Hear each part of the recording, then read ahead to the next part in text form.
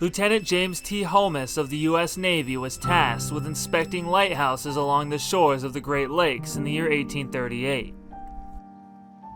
Eventually, he found himself on the banks of the Black River. He noted that this area would be perfect for the lumber industry, as it had many giant and healthy oak, hemlock, and pine trees. While he was visiting, he noticed a schooner that had been stranded by the mouth of a river on a sandbar.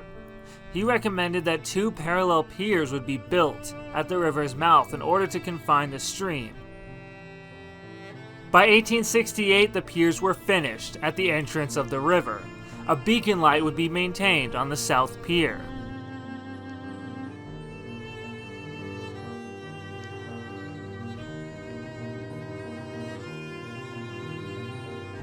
In 1872, the South Haven Light would be constructed.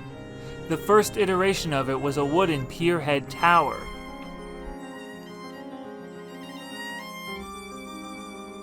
In 1888, the lighthouse was moved and the pier was extended so it would stick out further into the lake.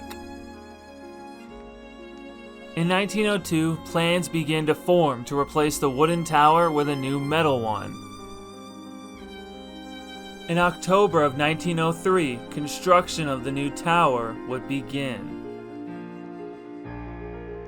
The first lighthouse keeper, William P. Bryan, had the shortest tenure at the South Haven Light. He only tended to the light for 2 years.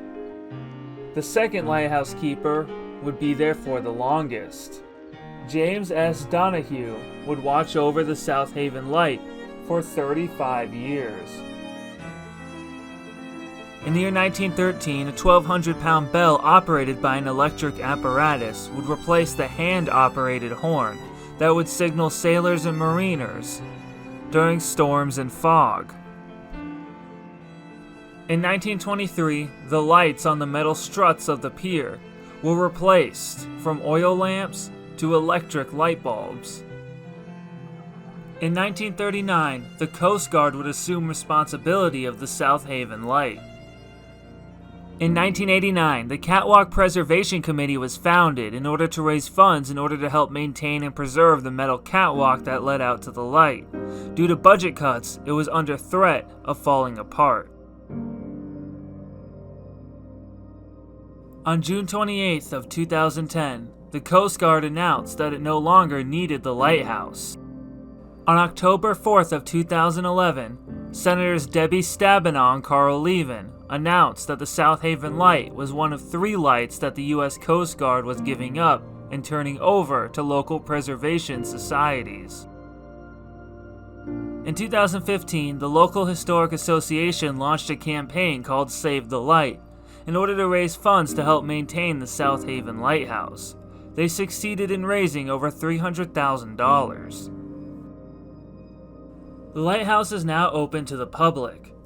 On their official website, southavenlight.com, you can watch a 24-hour live stream of a 360-degree camera.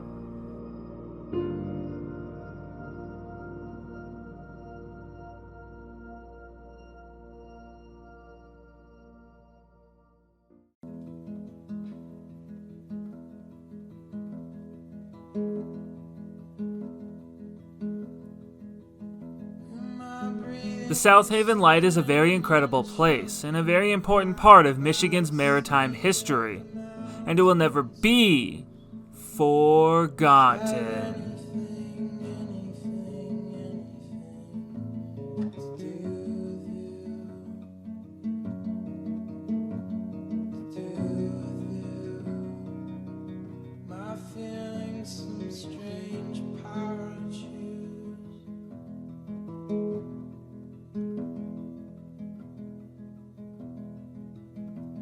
Fly on like a river, high